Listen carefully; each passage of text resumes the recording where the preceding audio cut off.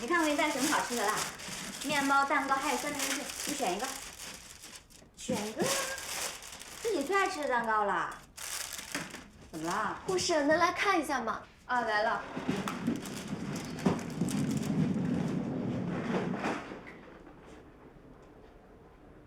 怎么了？我再说一遍啊，目标是同心医院附近步行20分钟以内路程的2手房，最好有装修。好，就这么说定了啊！明天争取把你说的3套房全都看了。好嘞，OK， 拜拜。哎，日理万机啊，你这是？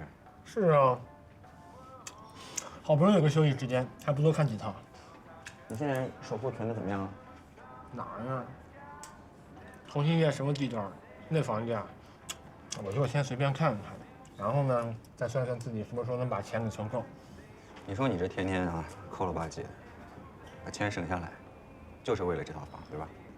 当然，我的梦想就是要有一套属于自己的2手房，在同心医院附近，每天上下班步行，这样多好，又省钱又环保。那关键是，那这套房就你一个人住，那也不是个家呀，是吧？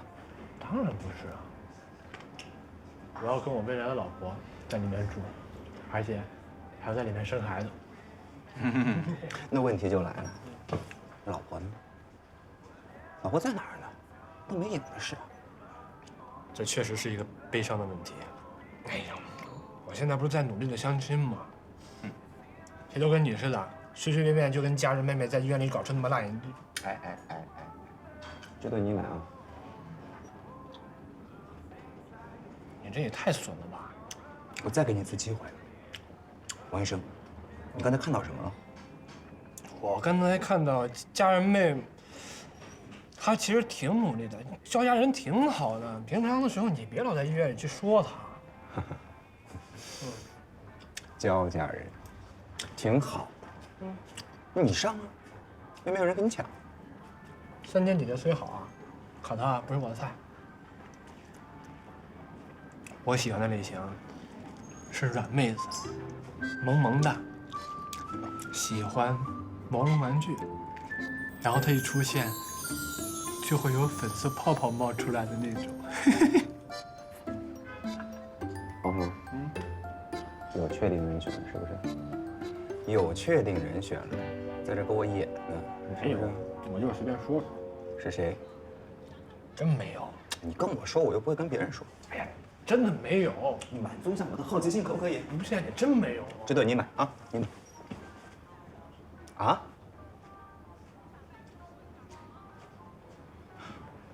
方曼。啊。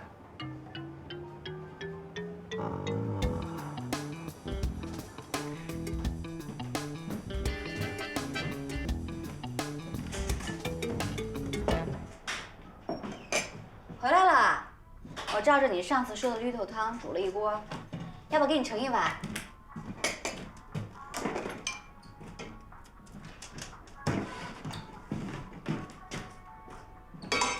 方曼，你到底什么意思呀？我哪里得罪你了？你怎么突然对我爱答不理的？我这个人不爱绕弯子，有什么事你能直说吗？你不爱绕弯子，那你为什么在我面前装？我装什么啦？你就是关系户，还跟我装傻装穷，我还真信了你了，像傻子一样被你哄，居然还给你猜谁是顾院长关系户，指不定那时候把我想成什么。来，我给你看啊，这是我在昆明实习的照片，这是我在医学院上学的照片和丽江我们镇的照片，这里的照片你都随便看。啊，就算我有关系有后台，我干嘛给你装成这样？我图什么呀？我就为了耍你啊！可是你要是没有点特殊，古院长为什么给你亲自开那么多绿刀？什么成绩都没有，邓大神就能当你代教，邓大神不愿意，徐老师还要你，简直就跟开挂一样。我真的不知道古院长跟徐老师心里是怎么想的。我也不知道，原来他们私底下对我这么照顾。好，就算我被特殊照顾了，我也没有对我的工作有一丝毫的懈怠。可是，你就算不相信我说的，你应该相信你亲眼看见的吧？咱俩相处这么多天，你真的觉得我像关系户吗？不像。你要是有那么厉害的背景，也没必要和我一个小护士演那么多戏。况且你还掰了3000个瓶子，跟所谓的关系户又不一样。对不起啊，我没有好好考虑，就都怪你身上。生气啦？气，当然生气了。我煮了这么大锅绿豆汤，你居然都不赏脸。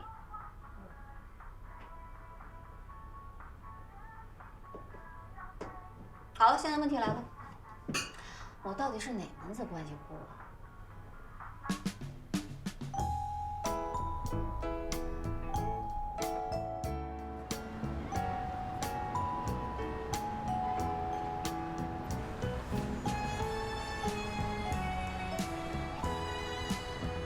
学车技术不错呀。干嘛呢你们？等你呗。等我？干啥呀？有话想问你。啥事儿啊？你为什么跟我说他是关系户？你是怎么知道的？这不全同心都知道吗？我怎么不知道呀？就是啊，你看他像吗？具体情况我也不清楚。你记不记得上次他拓展训练没有去，后来古院长来急诊室问我怎么回事儿，还亲自帮你请了假。不然你以为这事儿就这么过去了？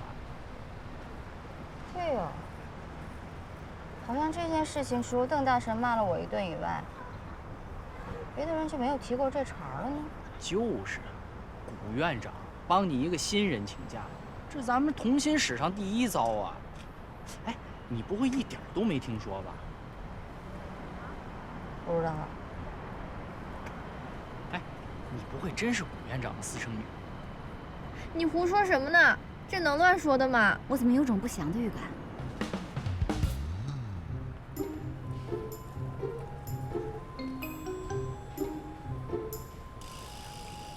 哎，小娇啊，这是你第一次在同学做门诊吧？哦，不懂没关系啊，多学多看。好。那徐老师啊。啊？哎，算了，没事儿。哎，没事，有什么话想说的，现在就问吧。那个传言你应该听说过吧？就是说我是古院长的关系户。啊。我倒是听说过这个说法。哎，你不会觉得我是因为这个传闻才愿意当你的代教老师吧？那你为什么要我呀？邓老师都这么嫌弃我了。因为我能从你身上看到许多别人没有的闪光点。哎，还是我主动跟古院长提出的要求的，跟那个传闻没关系，别多想。谢谢徐老师。对不起啊，是我对我自己太没有自信了。别忘了，你可是大名鼎鼎的焦3000啊！门诊的病人都等着呢，快走吧。哎。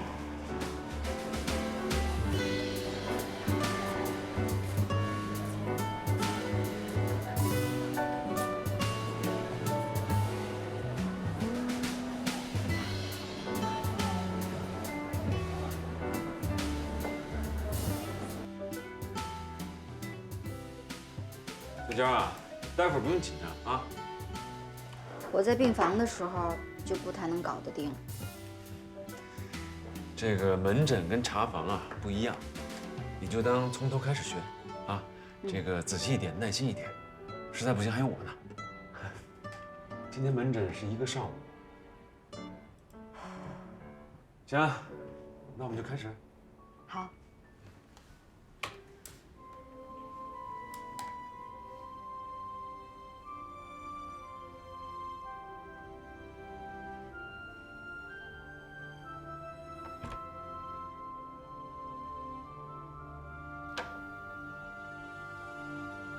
土豆西，土豆背，土豆西要背。可以回去啦。谢谢姐姐。不谢，回去记得吃药，知道吗？来，我们走了，麻烦您了。冰冰姐姐再见。再见。拜拜。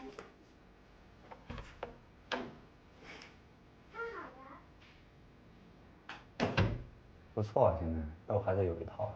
有劲。那当然了，我是谁呀？我进步这么大，是不是应该有奖励？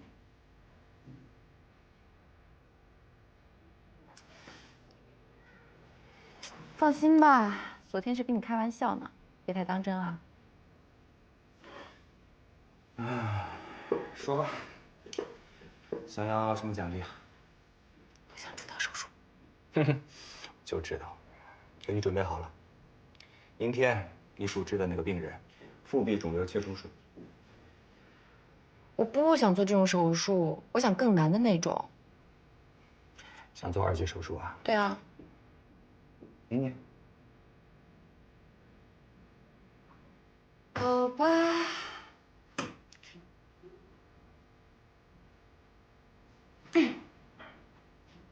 小朋友，我现在要听一下你的肚子。我就听一下好吗？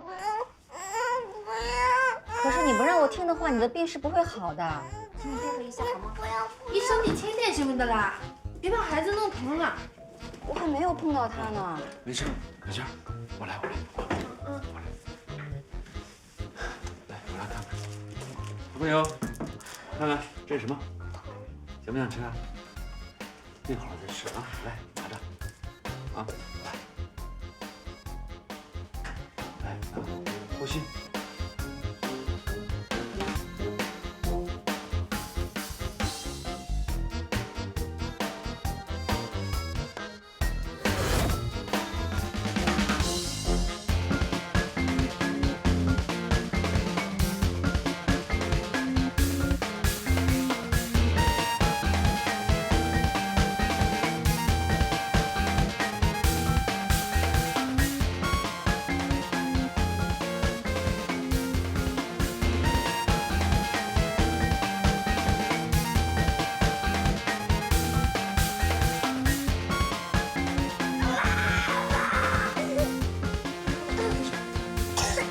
好了，乖了啊，去找妈妈，好不好？啊，好了，不哭了，你看多棒啊！好了啊！那个阿姨给你检查病吧。好，找妈妈，走了啊！开了3天的药，连吃3天就好了啊！来，这边。好了，再见。再见。再见。再见啊！吃点药就没事了。乖。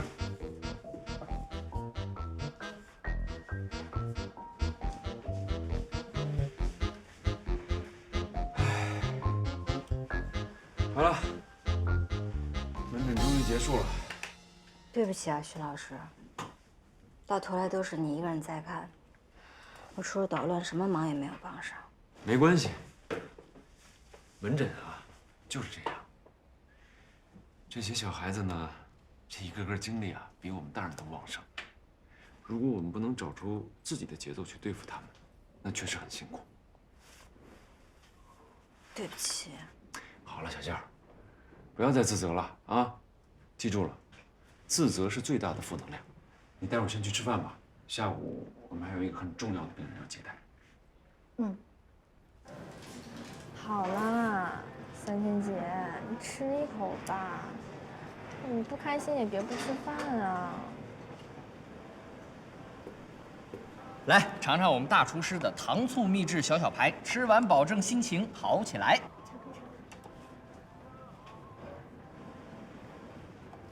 别想了，刚来的都这样，慢慢适应就好了啊。你在云南的时候不是做过门诊吗？那边不这样吗？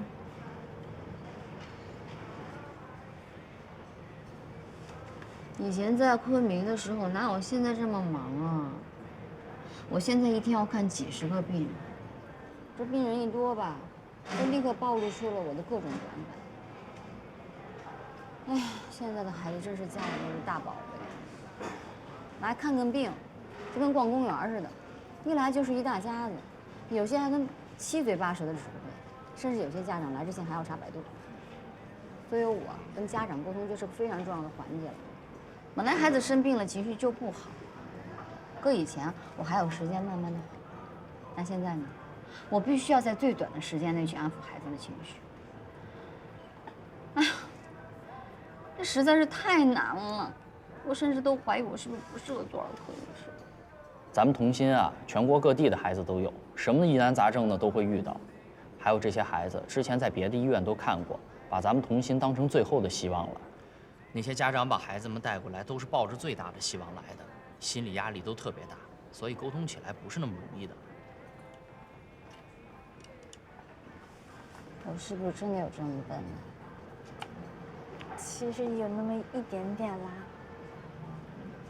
完了，那你都开始说我笨了，那我完了。哟，大家都在呢。怎么了，三千？我们3000姐啊，正为了门诊的表现，烦得一点都吃不下去饭呢。我跟你说，三千啊，幸亏你现在的老师啊是徐秉泽，这要是换了邓大，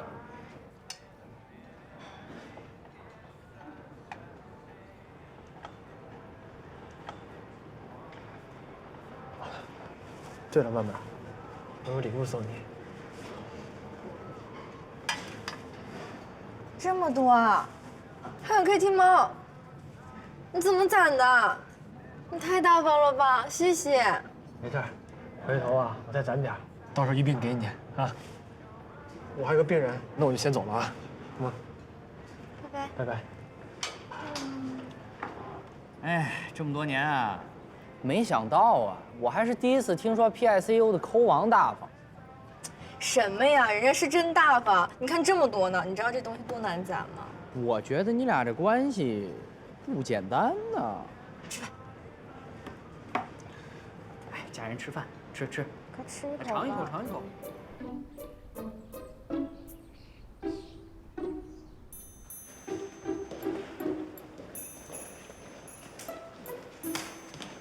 哎，小娇来的正好，跟我走。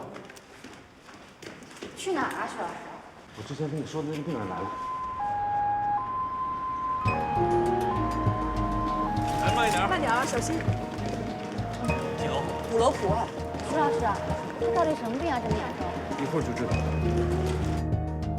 患儿姓名于宁，男，10岁，疾病诊断是 Wilson 病。Wilson 什么病呀？HLD 干豆状核变性。我也不知道啊。一种常染色体隐性遗传的神经遗传病，人体内的 ATP7B 基因突变导致铜离子代谢出现了障碍，大量的铜离子积蓄在肝脏、脑、肾这些器官里，导致了脏器受损，比如肝炎、肝硬化、肝功能衰竭、帕金森综合症。行啊，你背的比我都溜啊。而且这种病还好发于5岁至35岁之间的青少年，男性大于女性。如果治疗方案不恰当的话，致残率和致死率也是蛮高的。这么严重？遇到疑难病例，你应该想的是如何征服它。我就是觉得孩子挺可怜的。所以你意志提高不了啊。咱们回去说这个问题啊。不过这个孩子这么着急转到咱们院里，我估计是爆发性肝功能衰竭了。现在这个时候，如果不做肝移植的话，那就危险了。现在患者有溶血性贫血、肝硬化、脾功能亢进。肝系脑病如何？已经有脑水肿的情况，在我院出现过2次，颅内压升高到3000帕的情况。如果患者的颅内压再次升高的话，不准备肝移植是不行的。送进来的时候，应该对他们的父母进行过检查吧？肝源匹配吗？看来得尽快找到肝源才行。上生物人工肝。生物人工肝？用生物反应器和免疫隔离装置，暂时代替患者的肝功能，促进患者自体肝功能的恢复。这样一来呢，也可以为那些等待肝移植的病人争取上时间。可这个技术现在还在临床阶段，如果贸然使用的话，很有可能排异，甚至是致癌。我知道，但是如果我们现在不上生物人工肝的话，患者颅内压再次升高的时候，我们还是找不到肝源，到时候怎么办？现在如果上了生物人工肝，或许还能拖延他颅内压再次升高的时间。你又想拿患者做实验？这怎么叫做实验？行了行了，这时候了就别扯些没用的了。大家听听我的意见吧。现阶段最重要的，我们还是要寻找匹配的肝源。当然，这段时间里面，我们对患者进行常规治疗。如果在找到肝源之前，颅内压再次升高，就上生物人工肝，有异议吗？都没意见是吧？好，那就这么定了。好，那我接下来讲一下具体病情。生物人工肝，以前只是听说过。这都是顶级的大手术，咱们还是别想了。要是能够参加这台手术就好了，一定能够学到很多。我赌你进不去哦。咱们走着瞧。OK。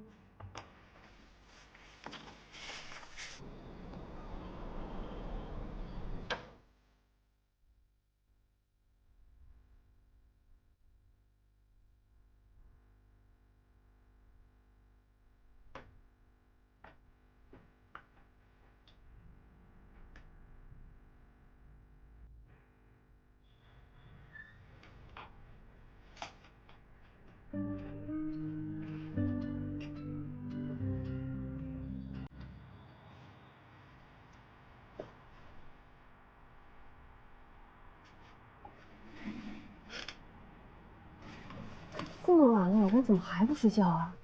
啊，睡不了，马上有大手术了。什么大手术？肝移植。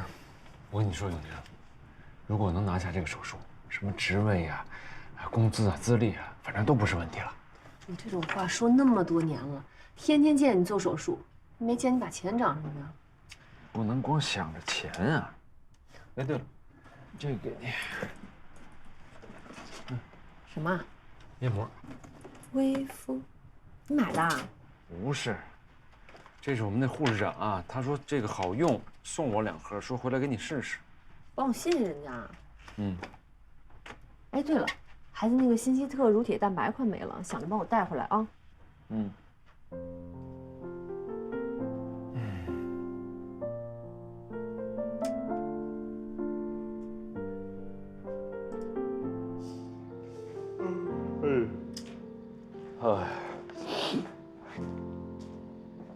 哎，娇娇还没睡呢。啊？嗯。哎呦，我跟你讲，今晚急诊都快炸了，全是人啊。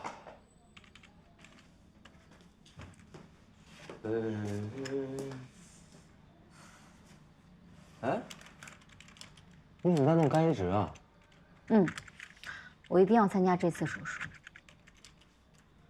那你加油，我相信你。嗯。哎呦，拿错了。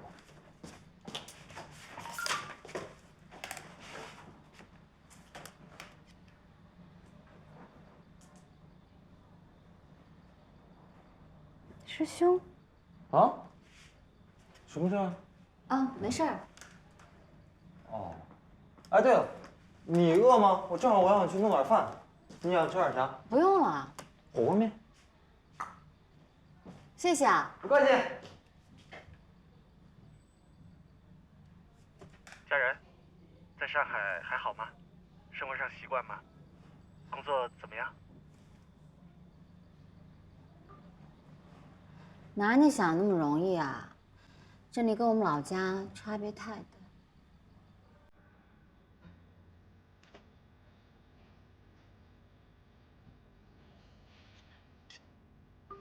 我很好啊，我来的第1天还救了一个从5楼摔下来的孩子呢，孩子救活了，厉害吧？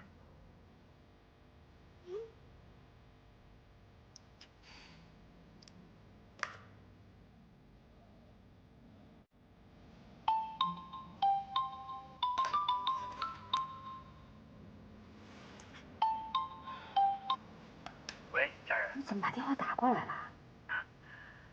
听到你那么厉害的光辉事迹，我能不赶紧打个电话吗？厉害的不是我，我只是参与了一小部分。那也已经很厉害了。你在咱们医院轮转的时候，我就觉得你特别有优秀，不愧是能被童心选中的人才。哎，对了，那边的老师和前辈们是不是都很照顾你啊？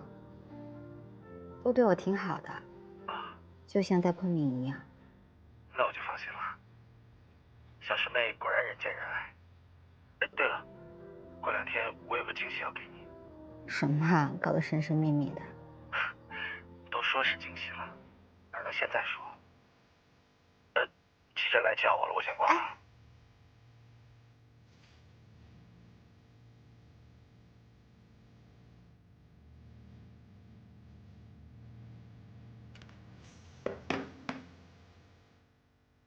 师兄说给我惊喜，该不是要对我表白吧？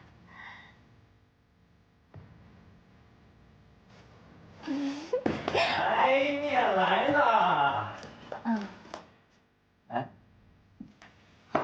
来吃面，先不玩这个了啊。哎，刚刚男朋友啊？啊？不是。哦，不是就好。那你慢慢吃，我先上刘关。加油，哥哥。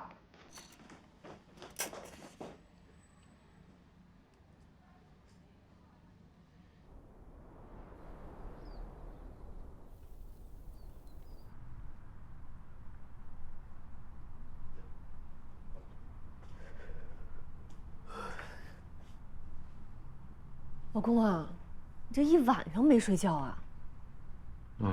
我没事儿。你这都快40的人了，天天不是看书就是做手术，你也不睡觉，你身体受得了吗？以为自己大小伙子呢？快去睡会儿。哎呀，睡什么睡啊？不行，时间来不及了，我得走了。还早呢。哎呀，不早了，再去晚了呀，又没车位了，我又得停到小区旁边。你说你们童心有什么好的啊？你工作10几年了，连个车位都不给你。快了，再有2个月我就满15年了，到时候就有自己的停车位了。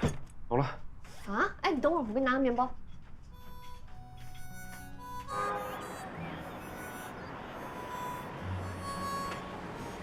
哎，徐医生，赶紧的，这有个位置。好。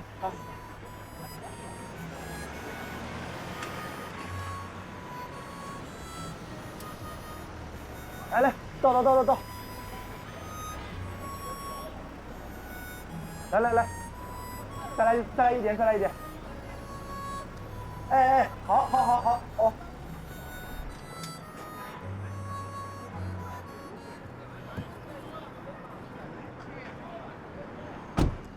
谢谢啊，小何。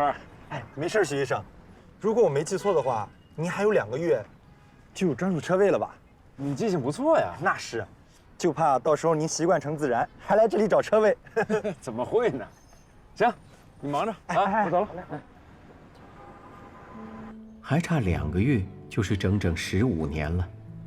在这14年零10个月里，徐秉泽一直是童心任劳任怨的许医生，是古老师的好学生，是邓子昂的好师哥，是所有人的好同事。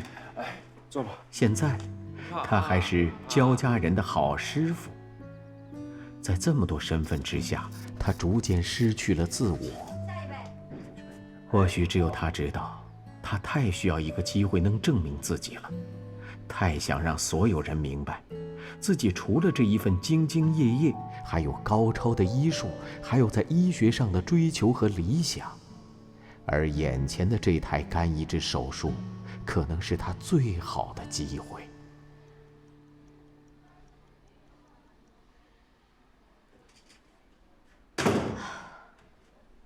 徐老师，上午门诊已经结束了，去吃饭吧。好，你先去吧，我待会儿就过去。那我去了。先去吧。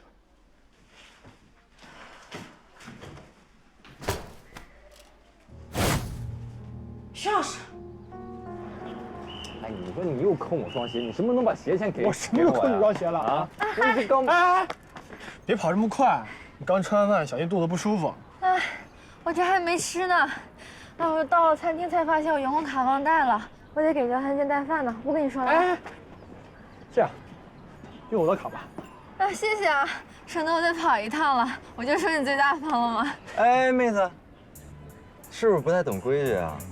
用我们扣王的卡，待会儿花多少得转到手机上。啊，是不是要给娇娇买饭呀？啊，用我的，不用我。怎么哪都有你啊？1顿饭而已，拿去随便刷。为什么现在就1顿饭而已？你怎么不随便请我？哎，我说你最近是不是皮痒的？你信不信我让邓子昂在你身上抽2刀？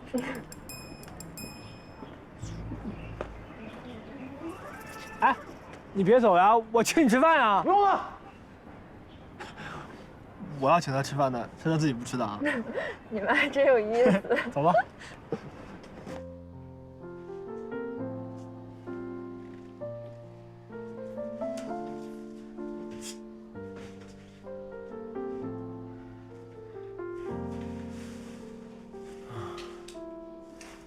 徐老师，小娇，你没事吧？没事，没事。这些东西哪儿来的？我找外面护士借的。他们不知道我晕倒了吧？我借了东西就回来了，还没来得及说呢。来，你吃颗糖。那就吃个糖。不用了，没事。把眼镜递回去。哦。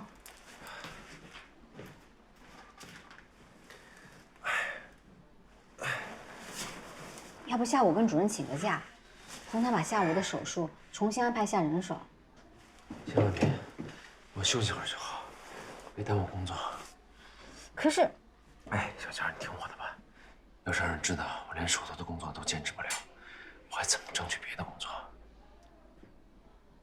我的意思是，现在科里人手本来就不够，如果我再请假的话，我会给别人添负担的。不用。可是你已经过度疲劳了，再这样下去的话，真的会累坏的啊。我是医生，我心里有数啊。小佳，你答应我一件事，我晕倒这个事儿千万不能让任何人知道。好，我不说。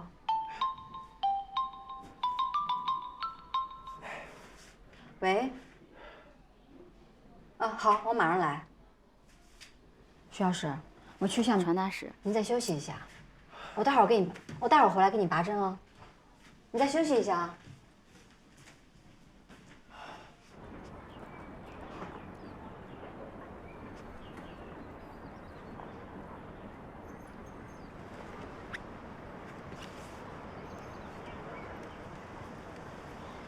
师兄，快递收到了，我现在准备把它打开喽。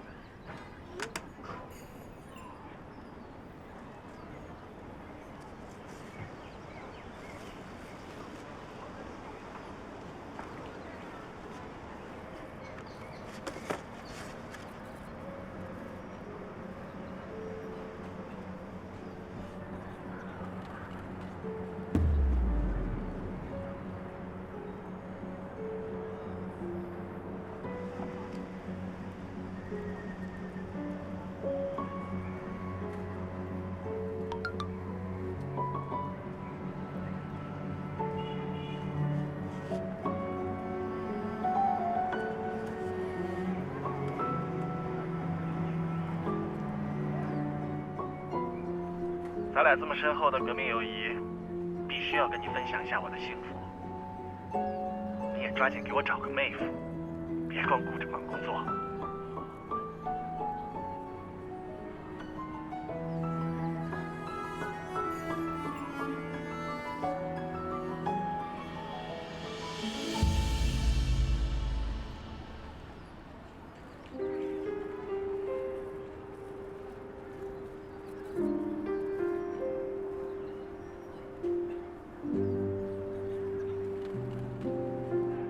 我知道，你一定会觉得我无情无义，但是，我这么对你是有我的理由的，请你理解我，好吗？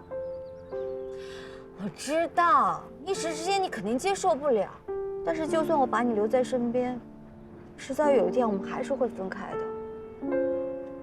就像现在的我一样，要学会放手。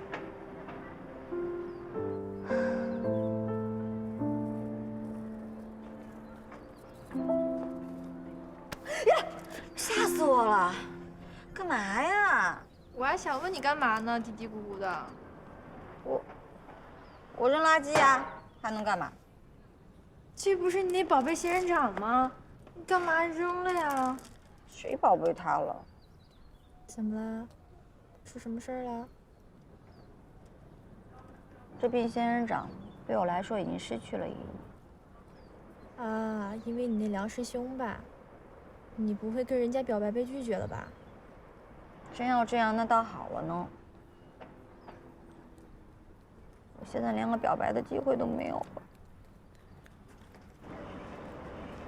不是吧？他要是真结婚的话，怎么能一点征兆都没有？会不会是你自己一厢情愿了？不可能。师兄他对我很特别的。特别？怎么特别了？剪龙卷的时候，他也对我很好，在食堂还请我吃了好几顿饭呢。办公室的桶装水都是他来换，还有啊，下班回宿舍还经常让我搭他的车呢。那他有这样对过别人吗？有啊，师兄是个特别好的人。问题就在这儿，这种人呀，有一个统称叫中央空调。你以为他只暖你一个，其实啊，他春风入暖送万家。当然，我没有诋毁你师哥的意思啊。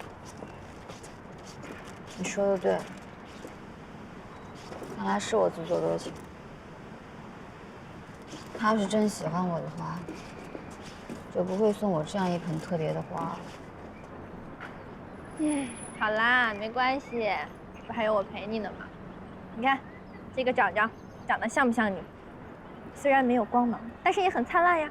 他长得这么难看，一点都不像我。那你要不要的话，我拿回去防辐射了啊。哎，还给我，我也要防辐射。徐医生，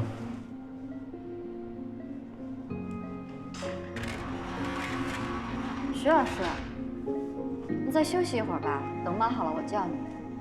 没事，已经好多了。别的医生麻醉的时候都不用盯着他，你好细心哦。习惯了。你还记得这孩子吗？当然记得了。陆正宇的病呢，可能是阑尾炎引发的腹膜炎。你确定那小姑娘没看错？这个你放心，我非常确定。真的不是肠胃炎吗？不就是肚子疼，有点发烧吗？小雨的症状已经是阑尾炎的症状了，你应该早点带她来看医生。我这也是怕耽误了孩子学习嘛。我现在给你注射止疼药，一会儿就好了。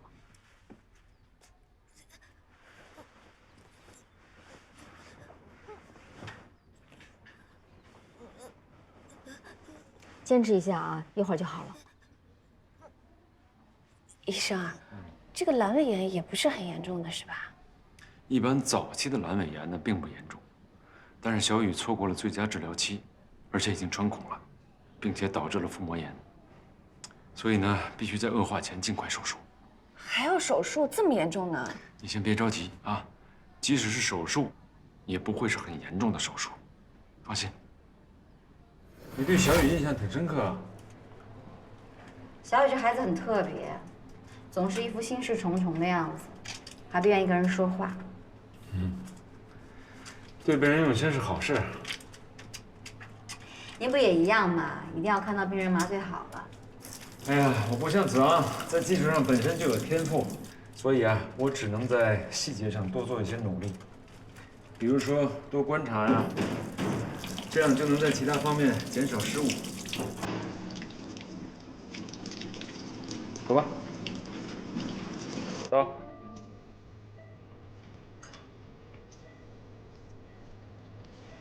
信。钳子。剪刀。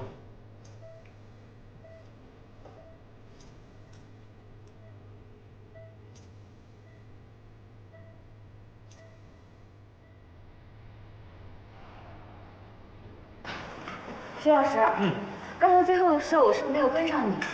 还好，差一点。不过你今天表现已经很不错了。谢谢徐老师。许师哥，哎，子阳，许师哥，哎，手术顺利吗？挺顺利的。小娇啊，今天起了很大的作用。是吗？进步很大呀。谢谢邓老师。哎，你那儿怎么样？啊，我小手术的，今天他主刀。哟，骨家人都主刀了，可以啊。是邓老师教的好。厉害厉害啊！哎，是，那我后面还有手术。你快去忙吧。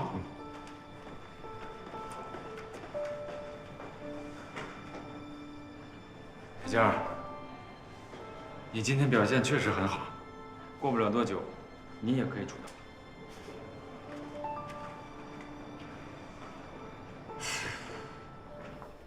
还想着刚才那台手术呢？当然了，能做出连邓大神都认可的手术，当然高兴了。再说了，我还可以告诉一下那个焦家人，什么才是童心普爱的水平。你呀，你真是变了，变得更优秀了，变得更幼稚了。你也不看看你什么基础，他什么基础啊？他从外地刚来，水土还没服呢。你根红苗正的，论学历、论资历都碾压人家，能不能把目标放得高一点？对呀，我干嘛拿自己跟他比呀？不过邓大神，有件事儿不知道你介不介意？你说。从今以后，我就拿你当我的超越目标了。别怪我野心大，只要你掉以轻心，我随时随地碾压你。那得看你有没有这个本事。那必须有呀。硕硕爸爸，哎，来看硕硕啦？哎，对。正好，我现在过去，走吧。哎，硕硕妈在里头吗？这个时间应该在吧？那我还是等会儿再去吧。怎么啦？又吵架啦？不，没有。我跟他说好了，我们一起照顾硕硕，但我们公司实在是太忙了，这不老板死活不肯放人。那怎么办？不过现在没关系了，反正我被炒鱿鱼了。啊，这也太不近人情了吧！哎，你千万别跟我老婆说啊，我这还说要自己救孩子养老婆呢，这要是让他们知道我没工作了，那不是雪上加霜啊！反正啊，我们公司这把我一炒，我都不知道怎么跟他们说。每天反正到了上班的点儿吧，我就出门转悠转悠。今天转来转去的，就转到这儿来了。你也别太担心了，总会有办法的。谢谢焦医生。哎，咱说好了，千万别跟我老婆说啊。好，我不说。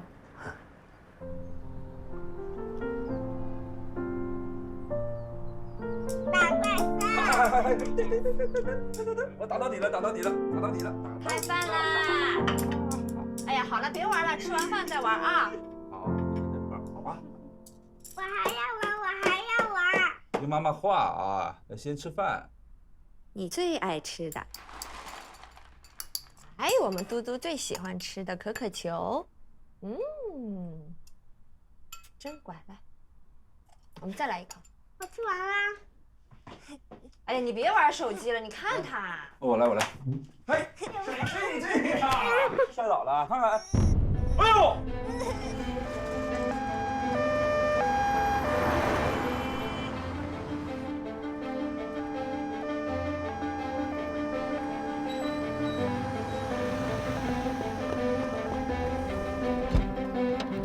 小心点，慢点啊！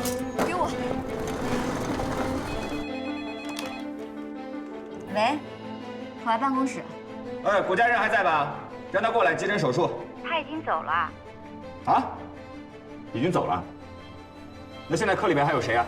有谁就让谁过来。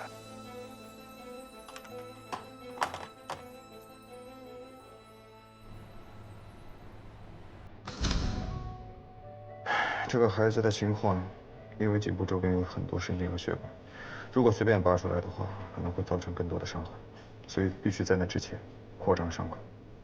而且因为筷子刺入了脖子，损伤了颈走动脉，所以送进手术室前，在导管室通过造影介入放置了气囊，阻断了一侧总颈动脉的血流，依靠着另一侧的水流供给脑部血液。大姑，所以我们就可以安心的取出异物了。不，阻断一侧中颈动脉并不能太久，所以我们现在必须要足够的快。为什么？你先不要停，待会儿我们就知道了。神经多一次。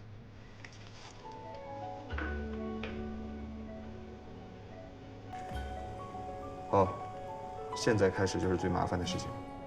你要把筷子拔出来，既是我们扩张的切口，亦然在拔出的过程中可能会伤到血管和神经。所以要像拔针灸那样把筷子拔出来。总之要很慢，很谨慎。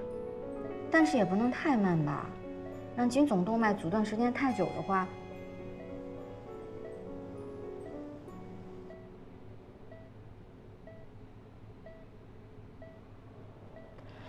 好，我知道了。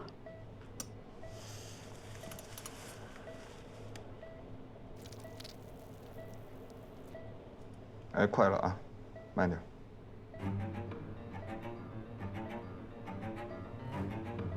还是快。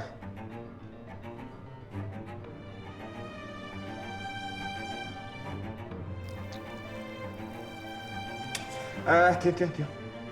刘英，你上来，帮我拉钩，我来拔。来，我来拔。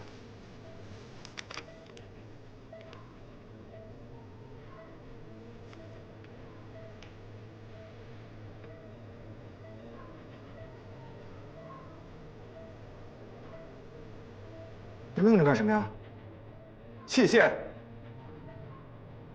哦。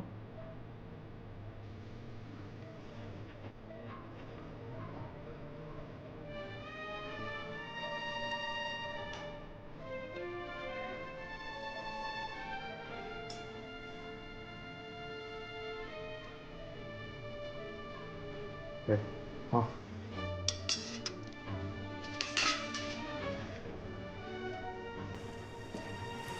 上步。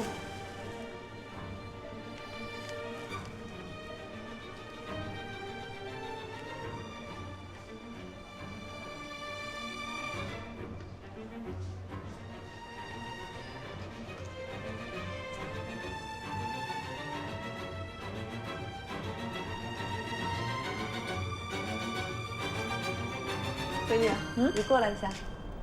上次你说让妈妈买的这个博士化妆品，今天我给你买了一整套。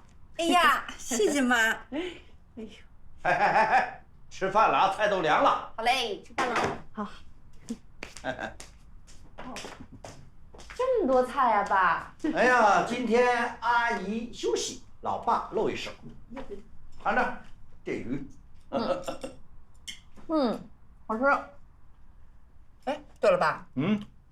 我今天煮到的时候可顺了，就像你所说的，行云流水的那个手感和手法，连罗老师都表扬我了，说我很快就要超越子昂哥哥了。那是小罗哄他玩呢。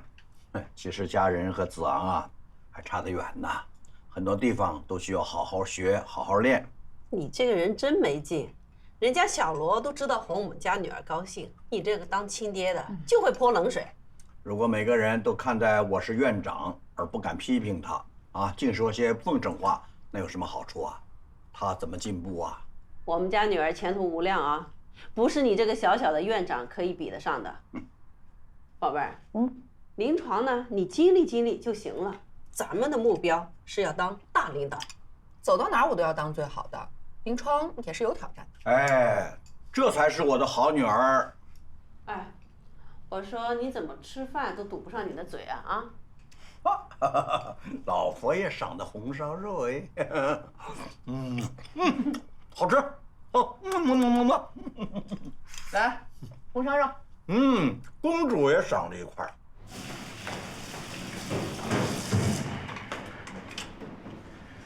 手速现在练得不错啊。你就别再挖苦我了。好好练练基本功，现在是要细腻没戏，要慢不下来，要快不上去。你说你，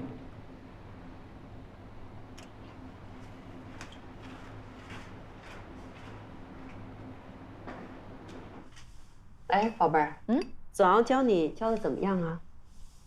当然好了，整个同心医院你还能找到谁比子昂哥哥更好啊？以后啊，在医院里不要老子昂哥哥的叫，你们私底下关系再好，在工作中他是你的老师，要有分寸。知道了。哎呀，不就是一个称呼吗？他们俩从小一块长大，你干嘛搞得这么生分？再说了，子昂这个孩子嘛，我一直都很喜欢，只有他才配得起我们家的宝贝女儿。子昂只是他的代教。你在美国不是有男朋友吗？那个 ABC 算什么呀？啊，论人品、论相貌、论才华的话，他哪一点比得上子昂啊？我跟你说，你对人小伙子了解多少啊？是吧？你行了，你别说了，他不就是一个黄皮肤啊吗？外表看起来是这样，实际上那就叫外国人，你懂不懂啊？我跟你说啊，子昂这个孩子，我就是喜欢。你要是想把咱们的闺女嫁到国外去，我是不乐意的啊。没错。女儿吃。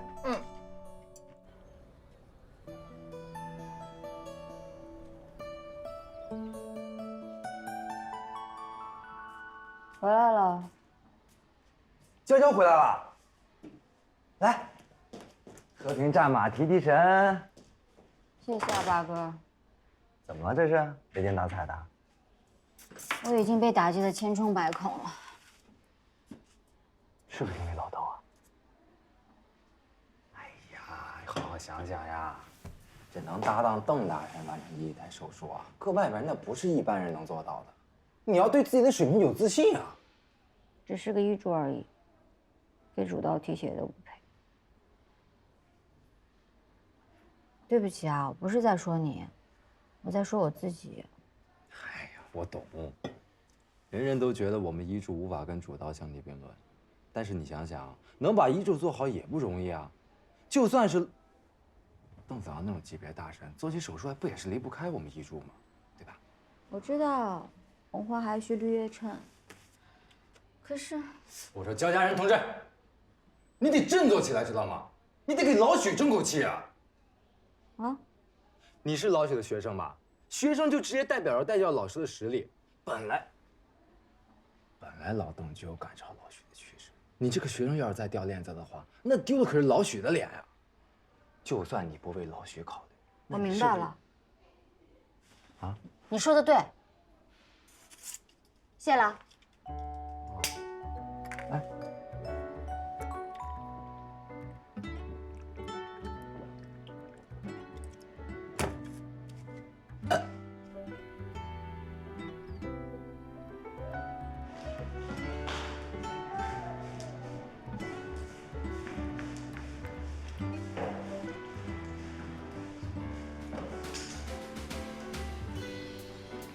邓老师。玩什么呢？哎，你会玩这个游戏吗？要不然你陪他们玩一会儿。哎呀！你来的真不是时候。怎么了？我不是故意的。你自己惹出来的啊，你自己解决吧。那你看我这个我这里有糖，作为补偿，你俩2颗糖好不好？赔我一条命。赔条命。好了，没那么严重啊，不赔命啊。还记得哥哥跟你们说过什么吗？男人应该对女人有风度。那我们现在应该怎么做呢？对不起。没关系。可以了，我们不玩游戏了啊，下一次再玩。排好队，队长在哪里？好，起步走，1、2、1，1、2、1，1、2、1，1、2、1。天哪，邓老师，你也太厉害了吧！你是怎么做到的呀？很羡慕嫉妒恨了吧？我知道我在很多地方还有很多的不足，但是人总是要一步一步提高才能进步的嘛。你可不可以教教我呀？给你一个好机会，让你提高，给你一次这个跟家长密切联系的那么一个机会，好不好？什么机会？你知道我们医院旁边有一个小水滴幼儿园吗？哦。你去那里做志愿者。志愿者？太好了，明天我轮休，正好可以去。到了那里找他们罗院长，说是我介绍过去的。明天我一定去。哎，对了，谢谢啊。你这反射弧还挺奇怪的。我是为了硕硕，要不是你，可能他就醒不过来了。硕硕这孩子是他自己坚强。对了，他父母现在情绪状况好点了吧？他妈妈应该没事了吧？但是他爸爸不太好。他爸又怎么了？被公司辞退了，又不敢跟家里人说。我先走了。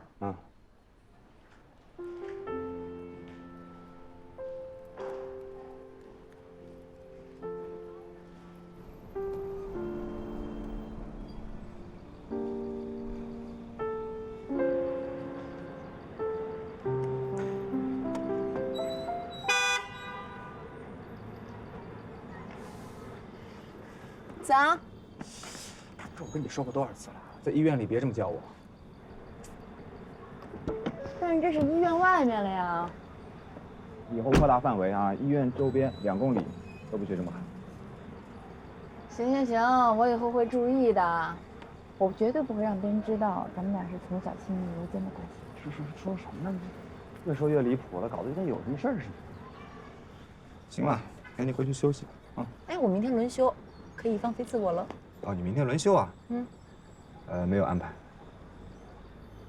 没有啊，你有安排吗？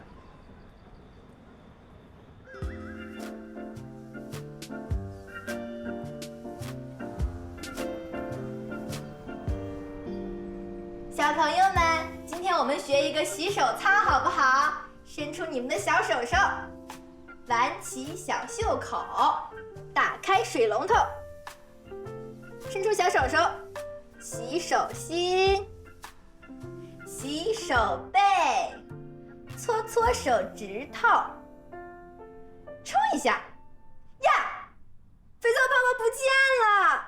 你就这么演，小朋友特别喜欢。你确定我要这么说吗？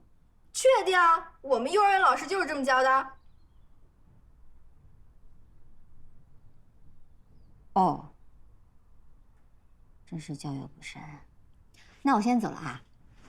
加油啊！你就是我心中最美丽、最漂亮的志愿小姐姐，奋斗，加油，努力！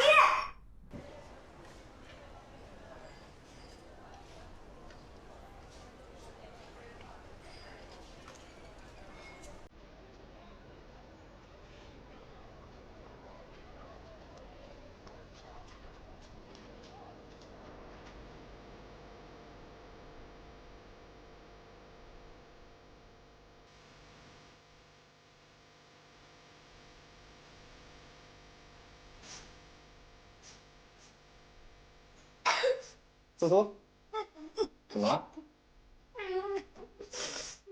爸爸妈妈呢？对，不哭了啊，不哭了，乖。爸爸妈妈去哪儿啊？好了，哎呦，你看，叔叔这里有糖，好不好？你吃颗糖好不好？小星星的糖。好了，马上就回家了，我们很快就回家了，好不好？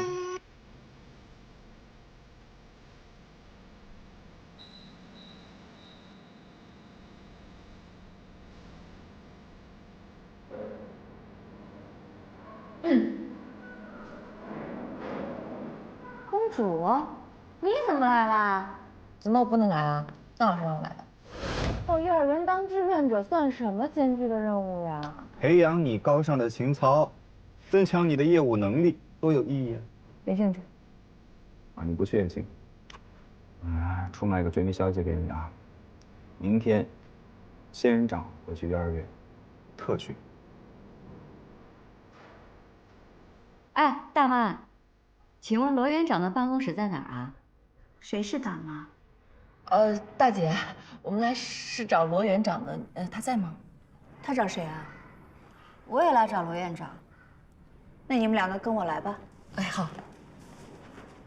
这么凶的。拿着，好不好？扶持也拿着。邓医生。邓医生你好。你们去哪儿了？我们买牛奶去了。牛奶去。你们知不知道这个孩子一直在哭？哎呀，是不是想妈妈了？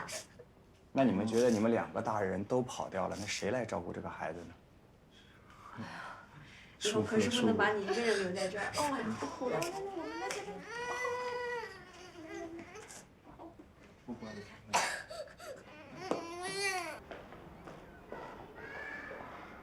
不好意思，大姐，我想问一下，这个罗园长现在到底在哪儿啊？我就是。怎么，我不像园长吗？没有。你们找我什么事儿？是这样的，邓老师介绍我来做志愿者的，我是同心普外的谷家人。我也是邓老师介绍来的，我叫焦家人。哦，2位家人，不过好像1位家人的眼光不怎么样啊。你们2个都是做志愿者的，知道怎么做吗？啊，您放心，志愿者的任务不就是教孩子一些简单的卫生习惯？我们是儿科医生，没问题的。那我给你们介绍一下我们每天的入园流程。好。每天早上我们会安排志愿者到校门口去引导车辆，接小孩子们下车，帮助那些有急事和独自开车的家长。入园的卫生检查呢是我们的必须流程。等到小孩子他们检查好，拿到一个小红卡，把那个小红卡放到自己的档案袋里面，我们整个流程就算结束了。你的小红牌儿。下一个，来，叫什么，宝贝儿？高宇轩。没事吧？疼不疼？不疼。哎呀，菲菲，来，自个儿站起来。菲菲，怎么样？没事吧？快起来，来妈妈看看啊，怎么样？有没有摔痛啊？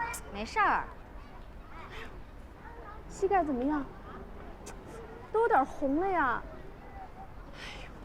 你这个人怎么这样啊？你就站在这儿看我儿子摔倒，怎么都不过来扶一下呀？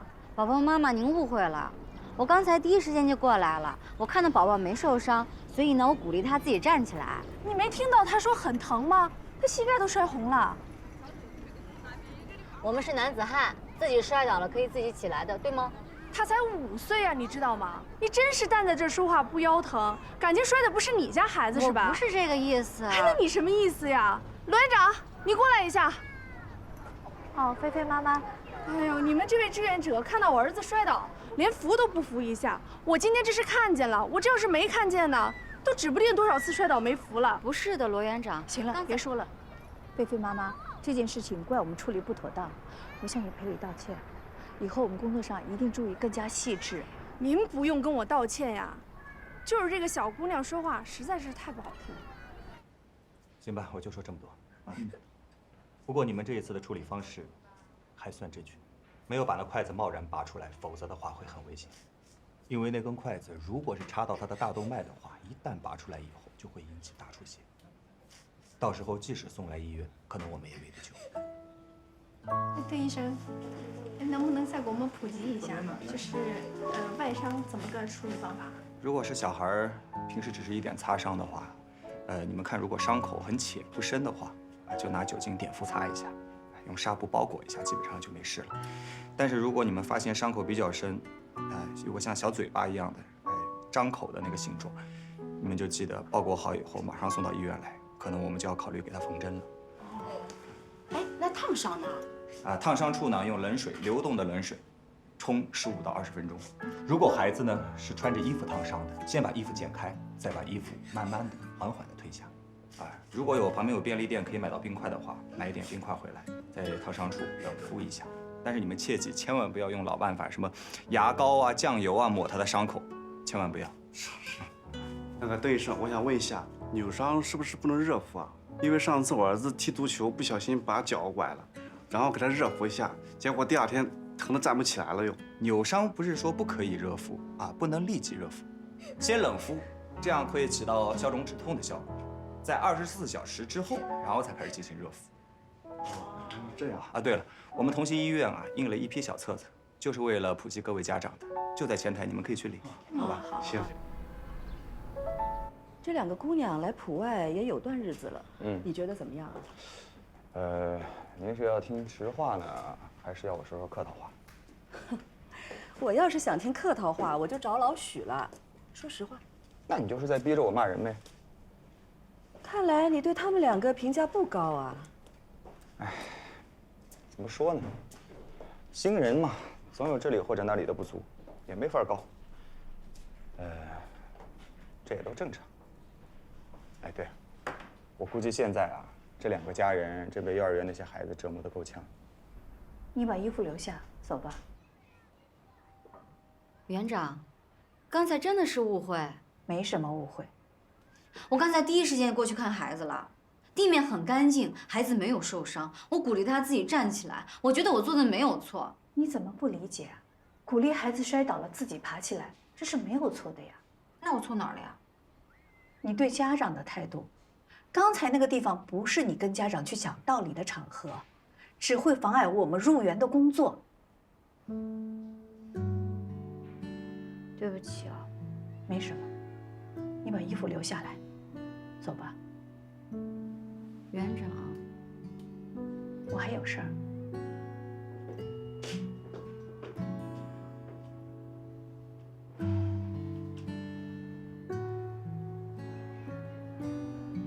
为什么邓子昂一定要让自己到这家幼儿园来当志愿者？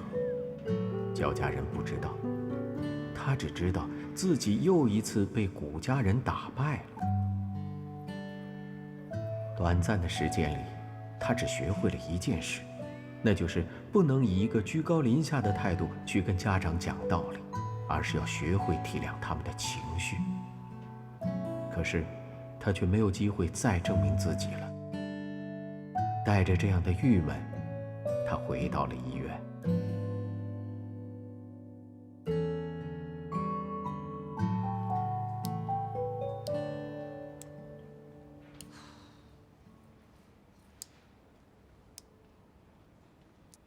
你玩自己的手指已经玩了3分钟了，都没看过我一眼。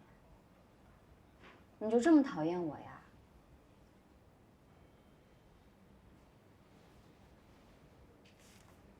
哎，你看过《火影忍者》吗？有没有人跟你说过你特别像里面的佐助？发型像，脸型像，也是这样不爱说话。可是亲爱的佐助哥，你要不跟我说话，我怎么知道你恢复的怎么样呢？你做完手术都这么多天了，你到底哪儿不舒服？你得告诉我呀。你不跟我说话，我就没有办法判断你的恢复期。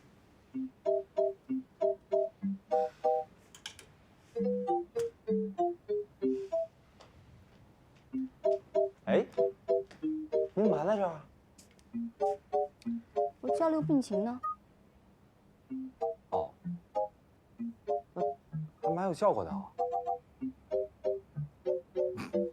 走吧，科会。为什么突然要开科会啊？那个 HLD 找到干预源了。HLD 就是要干移植那个。真的？嗯，那孩子有救了。啊，这么大的手术，我好想参加呀！哎，你这么优秀，肯定能参加的。肝源这么快就找到了？我肝源在合肥，这距离也不近啊。那不如把孩子送回以前的地方做手术，这样距离还能近一点。肝移植是规格很高的手术，只有经过卫健委批准的医院才能做这个手术，他们那边没有资质。能这么快匹配到肝源，真是太走运了。而且还是个孩子的肝源，不容易。但是有一点，这个捐献者比我们的小病人大5岁，所以呢，我打算进行劈离式肝移植。哎，这适合邓大神啊！上次那个高空坠落上埃克莫那个孩子，切除肝损失。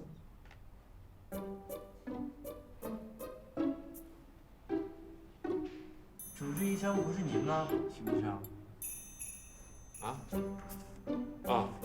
是。这次的主治医生是我们徐主任，所以一切还是听徐主任安排。肝移植是个大手术，我也没资格说了算。这台肝移植手术的阵容，还是要院长和孙主任来决定。大家把这个捐献资料仔细研究透了。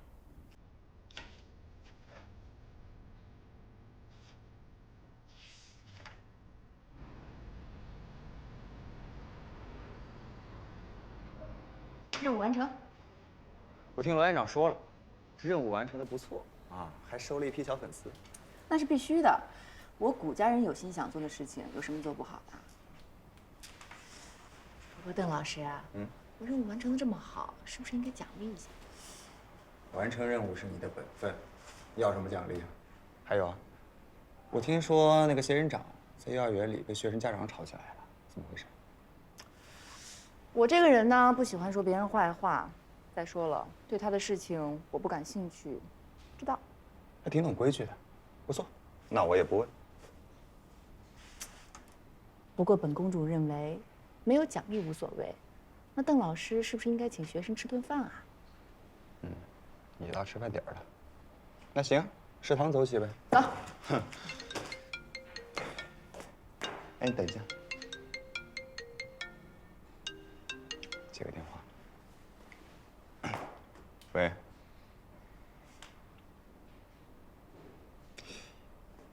现在吗？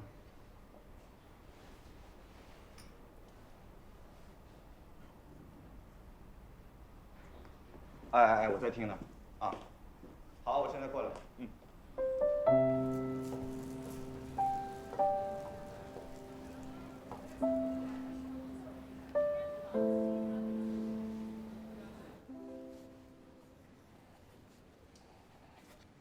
周哥，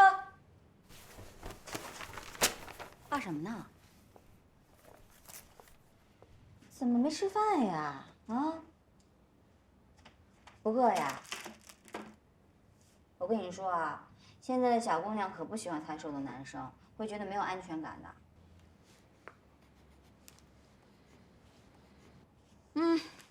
我来帮你看看今天菜色怎么样啊？不错嘛，这么大的虾，好香啊！森田姐，哎，你怎么来了？我在食堂等了你半天，你也不过来。我听说你在茶房废寝忘食的，那给你带的汉堡。还是你对我最好了，小朋友，该吃饭了，吃饱了病才好得快哦。他怎么不理我呀？柱哥，如果你要觉得这个饭菜不合胃口的话，想不想尝尝汉堡啊？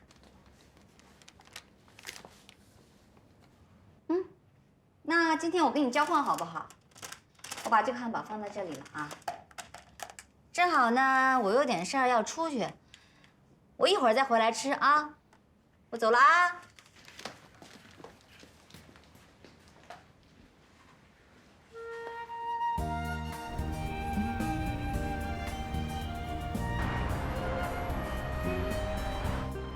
是不是我不打给你，你还真不打算见我？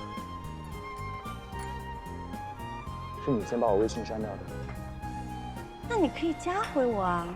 你又不是不知道，我这脾气啊，一上来我也控制不住。你这个脾气真是得改一改。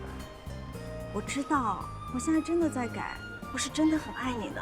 你再给我一次机会好不好？你说的你会改啊？你看啊，我们在一起都快1年了，这是我们在一起的第一个我的生日，你都没有陪我一块儿过，这换了谁呀都会生气的。这件事啊，你是不是应该跟我道歉？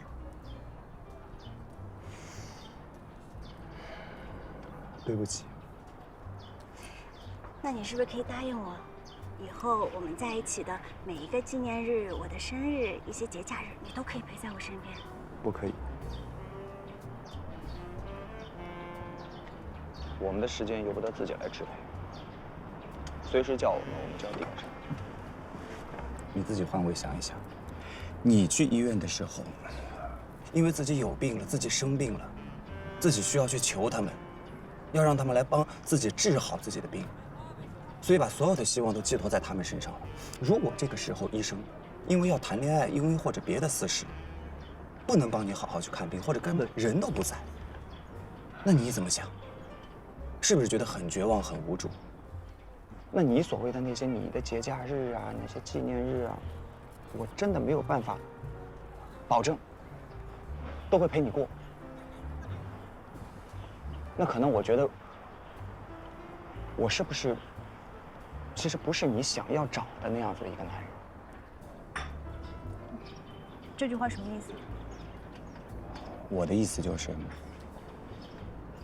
我们可能不太适合彼此。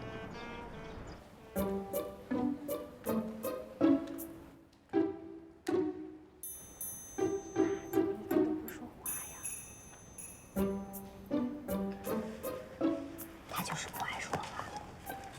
从认识他的那天起，就没有听他说过一句话，跟他妈妈都不讲，跟他妈都不说，那是不是性格有问题啊？可能吧。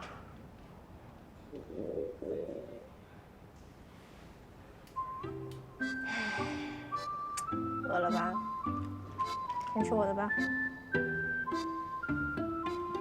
你真好。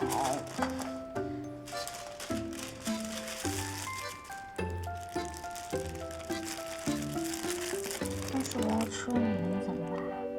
我那儿还有很多吃的。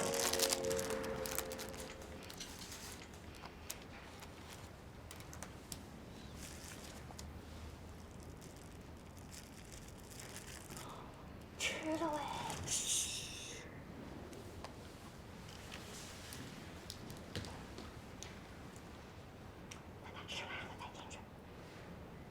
为什么？小朋友也是要面子，要受尊严的，好吧？有道理。偷点了，赶紧走吧。你要是不够吃，找我啊。我的话你回去想一下，你不用着急现在回答我，好吗？我们都给彼此一段时间冷静一下，想一想，对方到底适不适合我们。OK。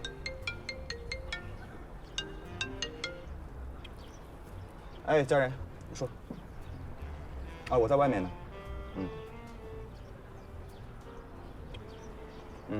嗨，跟我开什么玩笑？现在不是开玩笑的时候，有事说事。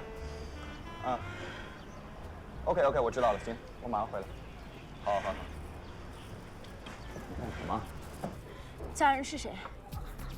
啊！就问你家人是谁？我同事，他叫家人。这是你的同事吗？啊！你跟同事打电话是这态度吗？我态度怎么了我？你跟我在一起都没有这样笑，你跟你一个同事打电话你就笑成这样，是不是？什么呀？我笑什么了？我笑了吗？我这真奇怪了，真的是医院找我，病人在找我，好吗？病人找你还是家人找你？邓子昂，你把话给我说清楚了。行，你给我控制啊！有什么我们晚点再说，好吗？我现在真的要去医院了。你控制住好吗？邓子昂，我吃了啊，真吃了啊。不说话，点头摇头总会吧？谢谢。我知道你不喜欢吃这里的饭。既然它主要是汉堡，那我明天跟你妈妈说，让她以后给你买汉堡，好吗？不要。怎么了？别告诉他。为什么？好，我不告诉他。那我偷偷给你买，好吗？你老是朋友。好。哦，你说刚才那个小姐姐啊？对啊，我们俩住在一起，关系很好。她叫方曼。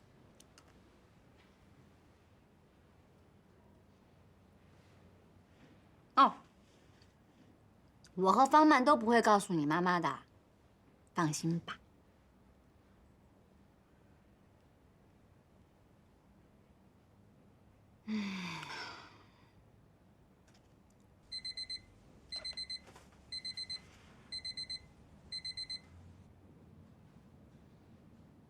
我得走了，我还有工作呢。